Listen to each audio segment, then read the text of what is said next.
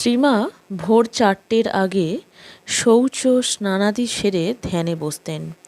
ঠাকুর ধ্যান করতে বলতেন কিনা, এরপরে বাকি কাজকর্ম সেরে পূজায় বসতেন। পূজা, জপ, ধ্যান এতে আরও প্রায় 1.5 ঘন্টা কেটে যেত। তারপর সিঁড়ির নিচে রান্না করতে বসতেন। রান্না হলে যেদিন সুযোগ ঘটত সেদিন মা নিজ হাতে ঠাকুরকে স্নানের জন্য তেল মাখিয়ে দিতেন। 10:30, 11টার মধ্যেই ঠাকুর আহার করতেন।